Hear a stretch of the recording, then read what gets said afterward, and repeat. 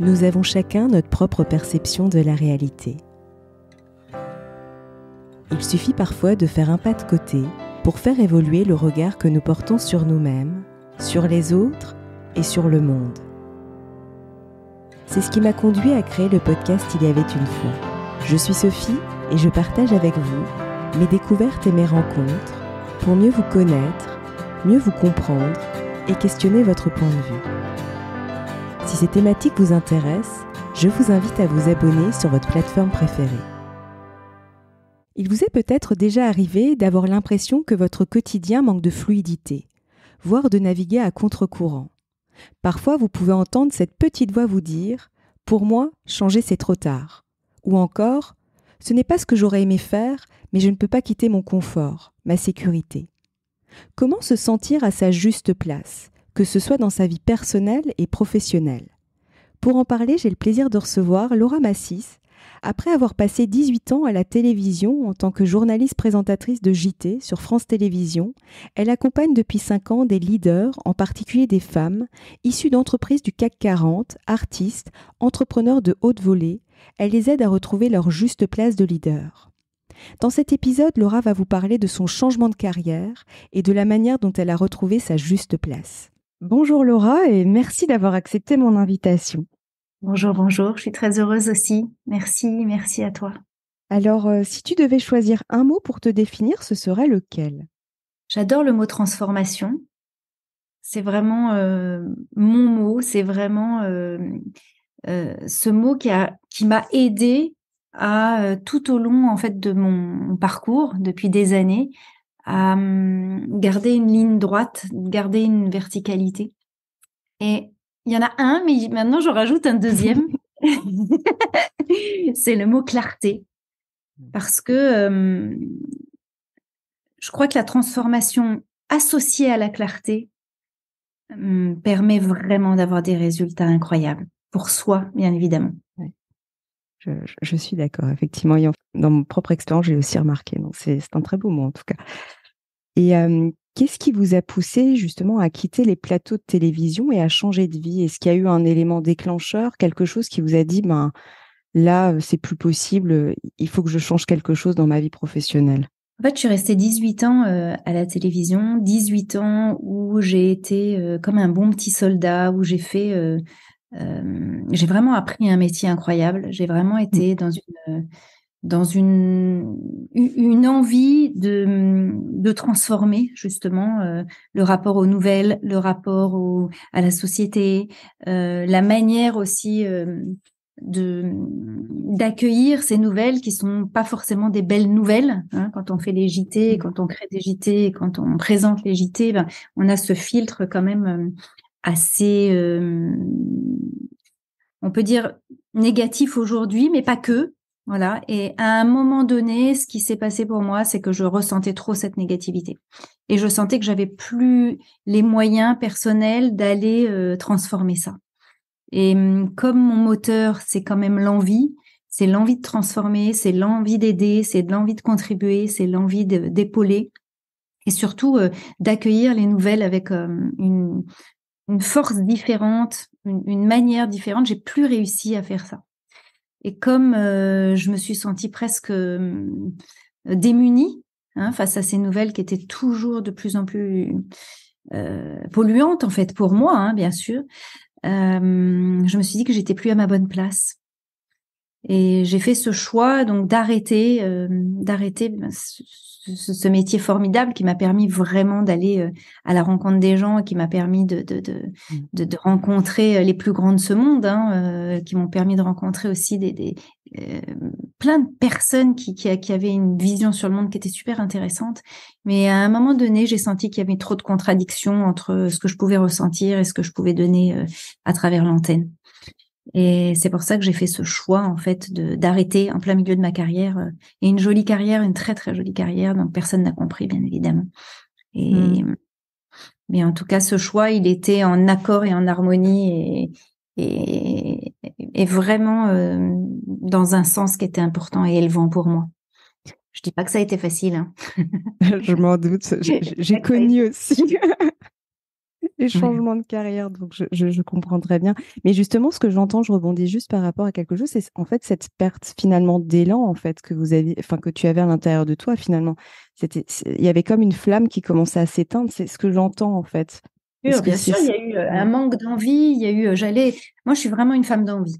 Et ouais, si l'envie n'est plus là, je suis vraiment plus dans ma zone de génie. Et ouais, j'adore être dans ma zone de génie. Et je l'ai été pendant très longtemps à la télé, c'est clair. J'en suis fière. J'ai vraiment donné ce que j'avais à donner. Et à un moment, effectivement, le mot élan n'était plus là. L'envie ouais, n'était plus là. J'avais plus mon moteur. ouais, Et vu que j'avais plus mon moteur, je pouvais plus embarquer les gens. Et un ouais. leader, c'est ça, en fait. Un leader, il embarque. Il embarque par sa vision, il embarque par sa manière d'être, sa manière de faire. Et quand j'ai senti que j'étais plus à cette bonne place-là, hein, je parle moi souvent de la juste place. Mm, C'est pas la bonne place, c'est la juste place pour soi. ouais. Je crois que il faut avoir le courage, et c'est nécessaire d'avoir le courage de changer d'axe. Parce que sinon la vie peut être rude avec nous Mm, si on n'est pas sur son chemin et si on est en contradiction avec son chemin.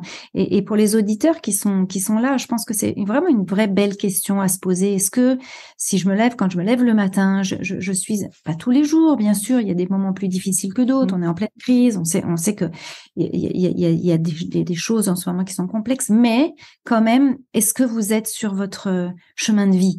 Est-ce que vous êtes vraiment sur ce chemin qui vous donne du sens, qui vous apporte du sens, qui vous apporte une vibration et une énergie particulière. Et mm.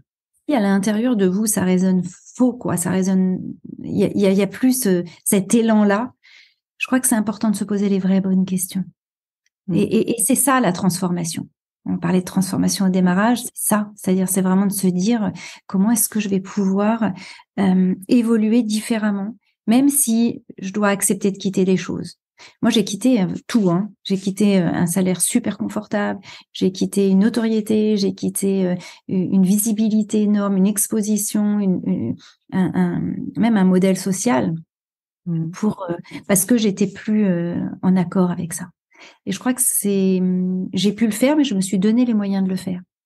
Mm. Parce que là, j'entends toutes les petites voix, hein, et je l'ai été aussi. Oui, mais elle a eu la possibilité de le faire. Mais oui, mais je suis allée chercher cette possibilité. Et je dis pas que ça a été simple. Mm. Et je dis pas qu'il y a des moments, et il peut y avoir des moments 5 ans après aussi, encore, même si aujourd'hui je suis leader de mon entreprise et il y a plein de choses qui fonctionnent super bien. Mais il y a des moments où on est plus seul en entrepreneuriat, même si on a une petite équipe. Exactement. Mais ça n'a rien à voir avec un travail en équipe quand on crée un journal, par exemple, où il y Mm. a une vingtaine, trentaine de personnes. Et je sais pas, mais parce que moi j'étais avocate avant, donc pareil, Ouais. un moyen de les conflits, etc., je supportais plus. Donc je me suis dit, bon, bah, tu n'es plus à ta place. Et effectivement, j'ai fait un changement de vie. Et là, plus dans tout ce qui est notamment formation, résolution des conflits. Pourquoi je parle de ça? Parce que moi, par exemple, ce que j'ai vécu, et c'est juste pour te le partager, pour voir si toi, tu as vécu ça aussi par rapport à ce que j'entends. En fait, j'ai eu un besoin comme de me déconditionner pour me reconditionner, enfin reconditionner, c'est pas forcément le bon terme, mais à quelque chose qui était juste pour moi. Et il y a eu cette espèce de sas entre les deux qui pour moi était difficile parce qu'en fait, il y avait tout mon monde qui s'écroulait aussi parce que j'avais créé une vie sur la base de quelque chose qui ne me correspondait pas. Je me suis rendu compte après qu'il ne me correspondait pas forcément, mais c'était mes références avant. Et j'ai trouvé que le switch n'était pas facile parce qu'il fallait que je retrouve mes propres codes. En tout cas, moi, je l'ai vécu comme ça. Donc, je sais pas toi, mais en tout cas, moi, Bien c'est comme sûr. ça que j'ai vécu la transition. Et justement, je me dis, quand on a un métier comme toi de lumière ou comme tu dis, la notoriété, tout ce qui va autour, voilà, comment tu as appréhendé ça et même le regard des autres aussi, parce que celui-ci aussi est pas toujours facile à vivre. Le switch, il existe. En fait, quand on est en transition de vie, moi, je suis vraiment passée, mais comme, non, toi, t'étais pas salariée, t'étais avocate, mais Ouais. moi, j'étais salariée, donc, avec toutes, les bienfaits du salariat, c'est-à-dire la sécurité. Et Mm. moi, j'avais besoin de ça. J'ai mis au monde 3 enfants, donc j'avais besoin de cette sécurité. C'était important. Je l'appelle d'ailleurs cette sécurité maternante. Et, et c'est vrai que je suis très à l'aise aujourd'hui sur le fait de dire que le salariat m'a permis ça. Et j'ai beaucoup de gratitude par rapport à ce confort-là, ce confort de vie, cette sécurité. Mais il y a un plafond de verre énorme. C'est-à-dire Mm. qu'on rentre effectivement dans une case, dans un moule. Et le switch, pour revenir sur le mot que tu as utilisé, bien sûr qu'il est, il est difficile, il est super inconfortable. Moi, j'ai envie de dire qu'on est comme sur, il y a une rive et il y a une autre rive. Et quand on est en transformation, en transition, quand on passe par exemple du salariat à l'entrepreneuriat, on est entre les deux rives. Donc, on doit laisser mourir une partie de soi, une identité qu'on s'est créée pendant 15 ans, 20 ans. Je ne sais pas combien de temps tu as été avocate, mais en tout cas, moi, j'ai été journaliste pendant 18 ans. J'ai créé une identité de journaliste. Je l'ai créée. Et je dis pas qu'il faut tout enlever de cette identité, mais quand même, il y a une partie à laisser mourir. Parce que quand on est en transformation, pour réussir sa transformation, c'est d'accepter de laisser mourir là, de faire ce deuil-là, pour aller faire renaître quelque chose. Donc, on est entre deux. Donc, c'est clair que c'est un switch et c'est super inconfortable. Mais après, la lumière arrive différemment puisqu'on est plus dans son X, on est plus vers ce qui est important pour soi, ce qui résonne, ce qui vibre à l'intérieur de soi et à l'intérieur de son cœur. Donc, moi, je n'étais pas du tout dans le cœur. Je pensais l'être, mais aujourd'hui, je vois que vraiment mes choix, mes décisions sont faites avec le cœur. Ouais, et l'énergie n'est pas du tout la même, effectivement. Ça n'a rien à voir. Ça n'a rien à voir. Et justement, est-ce que tu savais que tu allais t'orienter dans le coaching, dans l'accompagnement, ou est-ce que tu as eu un moment de quête quelque part, de se dire, bon, ben maintenant, je fais quoi?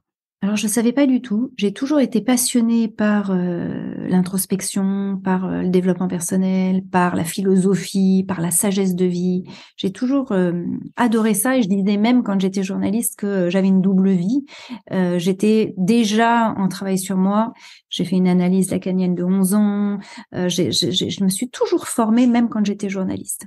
Donc, j'étais un peu à part dans mon milieu, hein. J'étais un peu un électron libre, étrange, mais j'ai toujours été passionnée par ça. C'est-à-dire que tous mes romans, mes bouquins ont à un moment donné vu s'associer et se mettre à côté des bouquins de développement personnel, des livres en fait qui me faisaient du bien. Donc non, quand j'ai voulu quitter, je savais pas que j'allais devenir coach. J'aime pas ce mot-là d'ailleurs, je préfère accompagnace. Ce mot coach, il est galvaudé pour moi aujourd'hui. Mais peu importe, pour l'instant, de toute façon, c'est ça. Mais je savais pas. En revanche, ce que je savais, c'est que j'ai pendant 18 ans acquis une expérience incroyable. Une expérience de vie et toutes les personnes en fait qui sont en transition de vie. Moi, quand j'accompagne des gens, je leur dis toujours d'aller chercher quelles sont la force que vous avez pu avoir dans cette première partie de vie. Qu'est-ce que ça vous a donné? Qu'est-ce que ça vous a appris? Quelle expérience ça vous a appris? Je trouve ça super intéressant de se dire ça parce que du coup, on jette pas tout. On jette pas le bébé avec l'eau du bain. Au contraire, on est là, on va chercher ce qui nous a forgé en quelque sorte cette identité. Mais on va prendre ce qui est essentiel pour soi dans sa nouvelle vie. Donc au démarrage, moi j'ai créé en fait ce que j'avais appelé des rencontres exclusives où je faisais venir sur scène des personnes que j'interviewais. Donc j'étais restée dans mon métier d'intervieweuse, mais dans des domaines qui me passionnaient. Et je les faisais venir dans des salles de cinéma à l'époque. Et c'est comme ça que j'ai fait ma transition. Ça a commencé comme ça. J'en ai fait 7 ou 8, je me souviens plus. Où c'était un travail de dingue, mais j'adorais ça. Et après, progressivement, évidemment, je me suis formée en coaching, en système d'alignement neuro-émotionnel, en PNL, en hypnose, en plein de choses. Parce que j'ai toujours été, j'ai toujours aimé cette curiosité. Et ça fait effectivement du journalisme que j'ai pas du tout envie de laisser tomber. Oui, c'est vrai, effectivement. Il y a un lien entre, justement, j'allais dire, la vie d'avant et la vie d'après. Finalement, il y a vraiment un lien, en fait. Ouais. Bah, tant mieux, d'ailleurs, parce que... Heureusement. Ah oui, heureusement, on a quand même passé des heures et des heures, toi, en tant qu'avocate, à faire tes études de droit. C'est ça, je me dis. Parce que c'est un peu ça aussi, je trouve, qui est pas facile. C'est qu'à un moment donné, moi, en tout cas, c'est ce que je me suis dit. Je me suis dit, mais tout ça pour ça. Enfin, tout ça pour arriver à ce constat-là. Et je me suis dit, bah mince alors, en fait, ça voudrait dire que j'ai fait tout ça pour rien. Puis après, non, en fait, pas du tout. Et puis finalement, il y a des liens. Et puis maintenant, je comprends aussi ce qui m'animait, etc. Mais je trouve, enfin moi, j'ai trouvé en tout cas la transition assez rude. Et je m'y attendais pas pour le coup, parce que ça m'est un peu venu comme ça. Et je me suis dit, tiens, mais après, je suis très contente de l'avoir fait. Mais j'ai été surprise parce que je m'attendais à quelque chose de plus simple ou peut-être de plus doux. Peut-être ça. Ouais, je crois qu'il faut être très au clair. Je parlais de clarté au démarrage de cet entretien. Il faut être très au clair sur... On peut pas tout savoir puisqu'on saute dans le vide. Évidemment, on ne peut pas tout savoir et c'est la beauté aussi de la chose. En revanche, il faut être très clair sur euh, qu'est-ce que je vais pouvoir mettre de joyeux, de miraculeux, de magie dans cette nouvelle vie. Et qu'est-ce que je vais perdre aussi? Alors, on dit souvent, rien ne se perd, tout se transforme, c'est clair, mais on perd quand même des choses. Clairement, moi, j'ai perdu beaucoup de connaissances, mais en même temps, j'en ai fait rentrer tellement d'autres. Donc, c'est ça qui est magnifique, c'est de se dire que tout est un flux en réalité.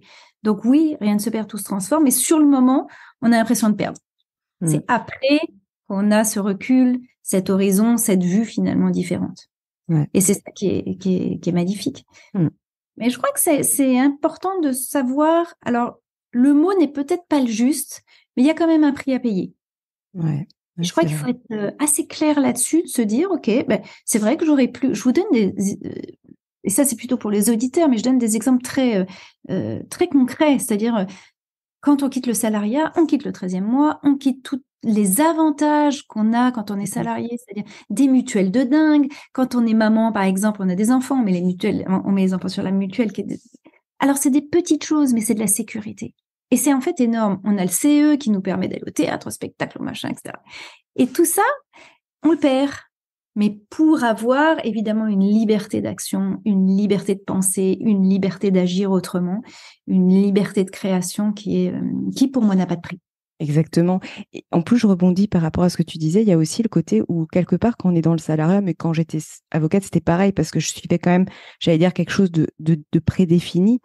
En fait, le chemin, il est défini. C'est-à-dire qu'en fait, on se lève le matin, on va au travail, je caricature, à 8 heures, même si moi, j'avais des horaires assez souples, mais quand même, tout était organisé pour moi, en fait. Et il suffisait que je suive finalement le flux. Et ce que tu dis par rapport à la liberté, effectivement, et je te rejoins, qu'on trouve après, ben, en fait, c'est toi qui es vraiment le leader de ta vie, de tes journées, de tes semaines, voilà. Et ça peut faire peur, ça aussi, parce que parfois être trop libre, ben on peut aussi, j'allais dire pas ne rien faire, c'est peut-être un peu extrême, mais voilà, ça peut faire peur aussi le rien, j'allais dire le néant, parce faut vraiment être artisan de sa vie, là. Absolument. Toutes les femmes que j'accompagne, que je coach, ce sont des femmes à qui j'apprends à être leader au quotidien.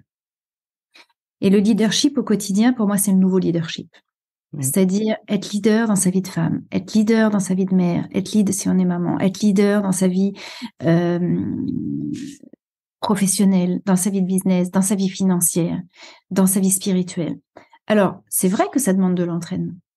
Parce que ça peut être inné, mais ça s'apprend aussi. Et lorsque je pose la question, quand je vais notamment en entreprise, mais est-ce que vous vous sentez, j'accompagne des femmes qui ont un joli niveau déjà professionnel, je leur pose la question, est-ce que vous vous sentez leader? La plupart disent non. Et pourtant, elles le sont vraiment, vu les femmes que j'accompagne. Et c'est étonnant, cette définition du leadership. Et moi, j'aime à dire que cette définition, elle est en train de vraiment être en mutation. On est en pleine transformation du leadership. Avant, c'était vraiment pyramidal. Avant, c'était vraiment hiérarchique. Avant, c'était vraiment en force, en puissance. Aujourd'hui, vraiment, j'estime qu'une femme leader, c'est une femme qui réunit à l'intérieur d'elle tout son leadership dans toutes les catégories de sa vie, qui est complètement unie et unifiée dans ces différents domaines de vie.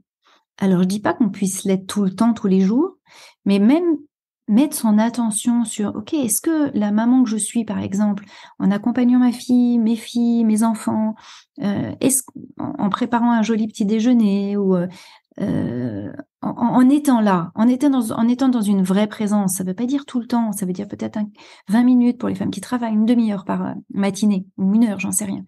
Mais là, est-ce que tu as eu le sentiment, oui ou non, de leadershiser, entre guillemets, ta vie? Et ça, dans toutes les catégories, dans ton business, qu'est-ce que tu fais pour, si tu es entrepreneur, par exemple, pour donner de l'amour à ton entreprise tous les jours, parce qu'elle te le rend? Qu'est-ce que tu fais pour aller chercher des revenus tous les jours? Qu'est-ce que tu fais comme action pour faire en sorte que ton entreprise soit vivante? Et je crois que leadershiser, être leader de son quotidien, c'est ça. Pareil pour ses finances. qu'est-ce que tu fais dans ton quotidien pour faire en sorte que tes finances, finalement, soient plus équilibrées, verticales, pour que ça soit pas une inquiétude pour toi. J'ai beaucoup de femmes qui ont des inquiétudes financières et qui sont dans des plafonds de verre financiers. Et on va voir tout ça. Et pareil dans sa vie de couple, bien évidemment. C'est vrai. Voilà, donc leadershiser sa vie, être leader de sa vie, c'est vraiment ça. C'est poser son attention. On sait que quand on pose son attention sur un domaine, une catégorie de vie, de toute façon, elle augmente. Il n'y a pas d'autre choix possible. Alors, l'idée, c'est pas de faire tout en même temps. Ça, c'est un leurre, c'est une illusion. On est complètement dans le fantasme. Mais c'est se dire, bon, mais ce mois-ci, je vais plus acter sur tac, tac, tac. Si votre enfant passe le bac au mois de juin, alors on sait que maintenant, c'est un petit peu différent, mais il y a 2 épreuves. Est-ce que finalement, les 15 derniers jours du mois de juin, je vais être un peu plus disponible pour mes enfants, mon mari, etc., ou mon homme, ou ma femme, ou peu importe. Mais vous voyez, essayez de être très au clair et être en cohérence vis-à-vis de ces domaines de vie. Et là, on est dans son leadership, son propre leadership. Et ça, j'adore. Ça me redonne de l'élan. Parce que on subit plus. C'est ça. Complètement créateur de sa vie. Alors, je dis pas que c'est simple, mais je dis que ça m'entraîne, clairement. Et je comprends, ça résonne vraiment parce que moi, quand je me suis formée à la médiation, il y avait ce côté de redevenir acteur, de reprendre les rênes, en fait, et de pouvoir justement avoir ce leadership. Parce que c'est ça, on l'a dans son quotidien. Et c'est vrai que le leadership, on a vraiment ce côté, je trouve, en tout cas encore, on l'a quand même, malheureusement, cette association de dominant-dominé. Or, pour moi, c'est pas ça, le leadership, c'est vraiment avoir les rênes de sa vie. Et il y a aussi un mot très important que tu as dit, c'est la présence. C'est apporter de la présence à soi, mais aussi aux autres avec qui nous sommes en lien. Et ça, malheureusement, dans la vie dans laquelle on vit, parfois on a tendance à l'oublier, alors que c'est tellement simple finalement, mais il faut l'intégrer. Moi, j'ai créé un programme il y a quelque temps qui s'appelait et qui s'appelle toujours le mois d'abord. Le mois d'abord, c'est vraiment comment est-ce que je mets de la présence dans ma vie? Comment est-ce que je suis au service de moi pour mieux accompagner et contribuer au monde et dans le monde? Et effectivement, ce manque de présence, il est partout parce que il y a de plus en plus de réseaux sociaux, on est attiré par ça, et je suis la première à travailler sur les réseaux sociaux. Mais en même temps, revenir sur son axe de présence, de bienveillance à soi, de comment je me sens, comment je me parle,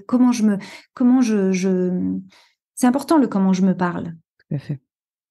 Comment est-ce que finalement je vais donner le meilleur de moi-même, mais si on se donne rien, comment c'est possible de le donner aux autres? C'est impossible.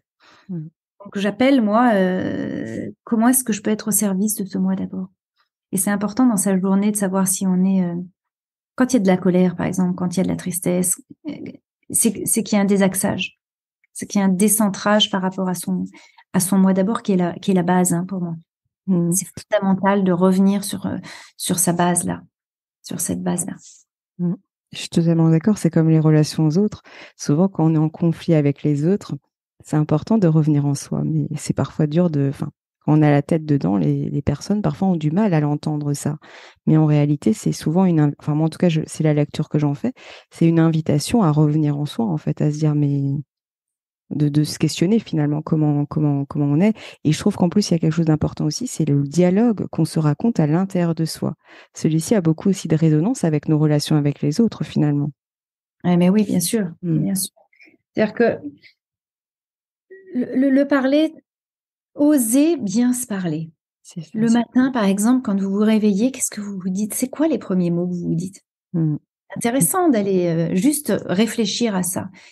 Quelles sont mes premières pensées? Quels sont les premiers mots que j'utilise vis-à-vis de moi? Parce que si les mots sont quand même déjà égratignés, la journée s'annonce moyenne. S'il y a de la douceur, de la bienveillance, il y a aussi le fait de se dire comment est-ce que je vais pouvoir créer davantage de bonté, d'amour, de douceur vis-à-vis de moi. Et ça, je trouve que c'est intéressant d'avoir déjà cette relation à soi. L'idée, c'est d'élaguer la relation à soi. C'est vraiment de faire en sorte d'enlever tout ce qui est polluant. Et quand on est dans un métier qui n'est plus fait pour nous, je pense qu'on se pollue. Vraiment. Et du coup, on se parle mal. Et du coup, on se regarde mal. Quand vous regardez dans la glace, qu'est-ce que vous vous dites? Qu'est-ce qui se passe pour vous? Qu'est-ce que vous ressentez? Est-ce que c'est quelque chose qui vous inquiète ou alors au contraire, vous vous appréciez par rapport à ça? Et je crois que c'est intéressant, toutes ces questions, c'est des bonnes questions à se poser pour justement aller œuvrer différemment dans sa vie, pour soi et pour les autres. Pour les autres et pour soi. Moi, je mets vraiment ça au même niveau. Ouais, moi aussi, ouais, effectivement. Et justement, par rapport justement à ton parcours et là où tu en es aujourd'hui et ce que tu souhaites transmettre, avant d'arriver à ma deuxième question, comment tu sais en fait quand tu es aligné et quand tu ne l'es pas justement? Qu'est-ce que tu... Alors, l'alignement, c'est vraiment une des bases, moi, un des fondements de mon enseignement. J'étais pas alignée quand j'étais à la fin, pas au début, oui, hein, mais à la fin de mon job à la télé, j'étais plus du tout alignée. Alors, comment est-ce que j'ai su que j'étais pas alignée? Déjà, bon, la vie est venue me faire des petites entorses et que j'ai entendu et que j'ai écouté. Et ça, c'est important parce que du coup, j'ai évité certaines choses. En revanche, j'étais plus alignée. L'alignement, c'est quoi? L'alignement, c'est quand on a un désir et un rêve. Et quand on a quelque chose qui nous fait vibrer. C'est difficile parfois d'avoir un désir et un rêve. Parfois, on est un peu dans le flou. Mais déjà, c'est la première des choses. C'est de savoir quel est son désir et son rêve. Moi, à l'époque, c'était franchement, c'était ça. Hein, c'était d'être dans cette douceur, dans ce bien-être au quotidien. C'était ça, mon rêve. C'était vraiment comment est-ce que je vais pouvoir être dans mon bien-être et accueillir toutes les merveilles de la vie. Et j'ai encore ça. Bien sûr, j'ai d'autres rêves aujourd'hui. Donc, l'alignement, c'est essayer de voir si on est en harmonie dans son quotidien avec son grand rêve. Et je voyais bien que c'était désaligné. Je voyais bien que j'étais en contradiction avec ce rêve-là j'avais plus de mal-être que de bien-être. Et à partir du moment où je me suis rendu compte que j'étais en contradiction, que j'avais plus de mal-être, j'avais plus de nostalgie, plus de tristesse, plus de frustration, et que ça prenait le dessus sur finalement mon grand rêve qui était d'être bien tous les jours, je me suis dit là, j'ai un vrai souci. Donc là, j'étais désalignée. Et l'alignement, pour moi, c'est vraiment dans ses actions quotidiennes, aller voir comment est-ce qu'on peut faire pour aller s'harmoniser, s'équilibrer avec son désir et son rêve. Donc, c'est important de juste se dire, est-ce que je suis alignée ou en contradiction? Et on peut être en contradiction dans sa vie privée, on peut être en contradiction dans sa vie professionnelle, dans sa vie spirituelle, dans sa vie avec ses enfants, dans sa vie de couple, bref. Faire un point sur tous ces domaines de vie pour voir si on est aligné ou si on est en contradiction. Et j'adore ce mot contradiction. Moi. Je crois qu'il est fort, il est puissant. Totalement. Et il y a des lois universelles sur la contradiction et c'est vrai que c'est intéressant d'être responsable de ce qui se passe pour soi. Totalement d'accord. Ouais. Et justement, à travers tes programmes, tes accompagnements, qu'est-ce que tu as envie de transmettre? Bon, effectivement, il y a le leadership qui est très présent, mais si voilà, tu devais le définir en une ou deux phrases, finalement, c'est quoi le fil, j'allais dire le fil rouge, vraiment Comment devenir créateur de sa vie? Ouais. Comment est-ce que je réussis à leadershiser ma vie et à faire en sorte d'être cette ladies. Moi, j'adore ce mot-là. Hein. Voilà, mon groupe s'appelle Business Lady. D'être une lady. Une lady, c'est pas forcément comme dans le temps avoir des gants des gants blancs, tu vois. Mais c'est au contraire se dire comment est-ce que je me comporte et comment je m'aligne face à tout ce qui se passe dans ma vie au quotidien. Et quand on est maman, chef d'entreprise, amoureuse de la vie, amoureuse en règle générale et amoureuse aussi qu'on a une vie de couple, leadershiser sa vie, je pense que c'est vraiment essentiel aujourd'hui pour aller vers ce bien-être-là. Donc ce serait ça. Ce serait vraiment la création de la vie. C'est un chef-d'œuvre, hein. C'est en faire un chef-d'œuvre. C'est ça, c'est en faire un chef-d'œuvre. Ouais. C'est très beau parce que c'est très juste en plus. C'est vraiment ça, être créateur de sa vie. Mais il y a quelque chose juste que je voudrais rebondir. Par rapport aux personnes que tu accompagnes, c'est plus finalement, parfois c'est des gens qui se rendent compte qu'ils sont pas, j'allais dire, pas à leur place professionnellement, ou simplement, ils changent simplement aussi leur posture. Parce que finalement, derrière ce côté de leadership, il y a aussi la posture, c'est adopter une posture qui soit juste pour soi, en fait. C'est quel type de problématique? C'est exactement les deux. Alors, j'ai beaucoup de gens qui sont en transition, beaucoup de femmes qui ont envie de changer complètement de vie, mais j'ai aussi des femmes qui sont à un poste et qui veulent aller à un poste plus important, mais peut-être dans une autre entreprise. Donc, c'est vraiment les deux facettes. Et c'est ça qui est super intéressant. C'est que moi, j'adore ce métier parce que on fait jamais la même chose. Mais en revanche, le leadership féminin, le mindset, la création d'un mindset et une posture très alignée, c'est vraiment ça mon job. Et effectivement, les résultats sont dingues parce qu'à partir du moment où tu t'alignes par rapport à tes désirs et tes rêves, où tu crées au quotidien des actions, un comportement et évidemment des pensées qui vont avec et des croyances. Tu dégommes beaucoup de croyances aussi. Là, c'est parti pour une vraie belle vie, quoi, en secret. C'est vraiment, j'ai l'image d'un puzzle, en fait. C'est comme si quelque chose, les pièces se mettent ensemble et puis ça fait touc, touc, touc. Et ça s'aligne, ouais, effectivement. Ouais. Exactement. Et quel message as-tu envie de transmettre à nos auditeurs? J'adore cette phrase comme quoi le merveilleux emporte tout. Et c'est d'avoir dans son regard de la beauté, de la grandeur, de la puissance. Regarder toujours les choses qui nous font du bien et dégager les autres. Et être créateur de sa vie, c'est ça, c'est faire des choix.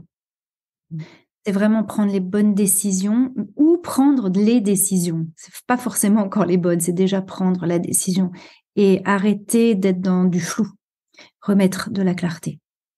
Encore et toujours. À partir du moment où on est clair, le merveilleux arrive. Et la magie arrive. Ouais, et c'est vrai que la clarté, c'est pour ça que j'avais rebondi effectivement au début du podcast, est primordial parce que souvent, je trouve, en tout cas, c'est quelque chose que j'ai vécu moi personnellement, c'est que je faisais des choix mais qui n'étaient pas j'étais pas engagée dedans en fait. C'était des choix qui étaient flous et au final, ça t'emmène nulle part ça. Et c'est quand vraiment tu es au clair et c'est pour ça qu'il résonne effectivement énormément ce mot chez moi quand je t'entends le prononcer parce que je me dis effectivement cette clarté fait qu'à un moment donné, tu te positionnes vraiment. Ça veut pas dire que c'est bon ou mauvais, c'est une expérience, mais c'est ce qu'il y a de beau, en fait, dans la vie, finalement. C'est les expériences. Mais tout est expérience et tout est initiation. Dans vos plus grandes difficultés, c'est des initiations. Qu'est-ce que je tire de tout ça? Comment est-ce que je me positionne face même à ces défis-là? Et quand je dis initiation, c'est intéressant parce que c'est vraiment le mot. C'est des enseignements incroyables. Après, je dis pas que c'est confortable. C'est sûr. Il y a de la lumière qui arrive après. Ça, j'ai aucun doute là-dessus. Je suis catégorique là-dessus. Ayant traversé, l'ayant vécu, je pense que c'est ça d'œuvrer différemment. Effectivement. Notre vie est précieuse. Notre vie est une grâce. Notre vie est vraiment. Moi, j'adore remettre du sens là-dedans parce que quand je dis que le merveilleux emporte tout, encore faut-il avoir cette vision du merveilleux. S'émerveiller. C'est magnifique de s'émerveiller. Ouais. Et quel serait ton mot de la fin pour clôturer notre échange? Clarté. Remettre de la clarté. Et avoir ce mot tout le temps. Est-ce que je suis claire dans mes décisions? Est-ce que je suis claire lorsque je dis oui à cette personne? Est-ce que lorsque j'argumente vis-à-vis de mes enfants, de mon conjoint, de mon boss, est-ce que mon message est clair? Et je crois que plus on met de la clarté, plus on se purifie en réalité et vraiment, je reviens sur le merveilleux, mais le merveilleux arrive. Et je pense que ce mot-là, moi, il m'a toujours plu. Et je sais que quand j'ai eu des moments plus tumultueux, des grosses tempêtes, c'est que j'étais dans le flou. Donc, le défloutage, entre guillemets, est primordial pour aller vers ce chemin de bien-être, de douceur, d'amour pour soi, de joie, d'enthousiasme et vraiment de faire de sa vie sa création. Ouais, je dirais ça. En tout cas, un très, très grand merci pour notre échange et on peut te retrouver notamment sur Instagram. Il y aura de toute façon le lien de ton site internet et de ton compte Instagram sous ce podcast. Donc vraiment un très, très grand merci pour notre échange. Merci à toi, Sophie, et bravo pour ton grand saut et bravo pour tout ce que tu fais. Je trouve ça beau, tu vois, tu le fais avec le cœur.